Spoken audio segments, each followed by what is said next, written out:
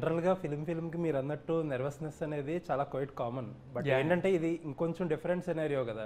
ఒక సక్సెస్ వచ్చి ఒక హార్డ్ ఎర్న్ సక్సెస్ అది.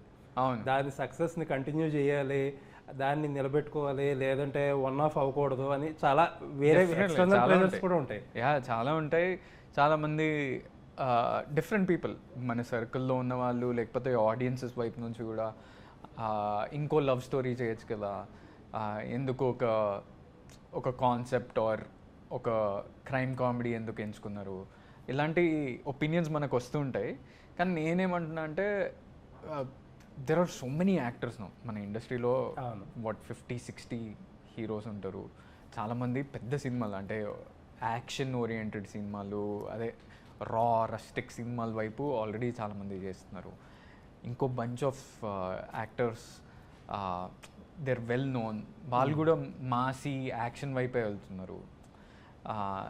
Who is doing the new space films, అంటే హూ ఇస్ రిప్రజెంటింగ్, అంటే చాలామందికి ఆ ఇంట్రెస్ట్ ఉంటుంది. Maybe Sree Vishnu, maybe I don't know many other names. చాలామంది are not able to continue that. Sree Vishnu is very well able to reach అంటే family ఆడియన్సెస్కి. కానీ రాజరాజ చోరా, బ్రోచేవారెవరా, అదే సామజ. So he's doing very well for himself. I like that about him. నేను ఆ స్పేస్కి వెళ్ళాలని నాకేం గోల్ అట్లాంటిది ఏం లేదు, కానీ డిఫరెంట్ ట్రై చేస్తుంటే మనకంటూ ఒక యాక్సెప్టెన్స్ వస్తుంది కదా, చూద్దాం. కానీ ఆ డిఫరెంట్ జానర్స్లో కూడా ఒక మంచి సినిమా చేయాలి.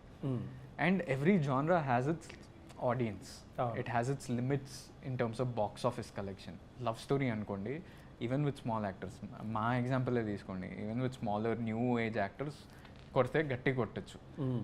Take for the example Uppena, 2 new comers కొడితే రికార్డులు కొట్టింది. ఇన్ఫాక్ట్ బేబీ కూడా కదా, అదే బేబీ కూడా.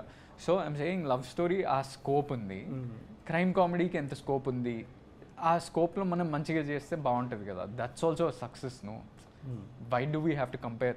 ఇప్పుడు బేబీ కలెక్షన్స్ దాటాలంటే, బేబీకి మించిన సినిమా చేయాలంటే నాకు ఇంకో 10 ఏళ్ళు కూడా పట్టచ్చు. సో ఆ గ్యాప్లో మనం సినిమాలు అయితే చేసుకుంటూ వెళ్ళాలి కదా.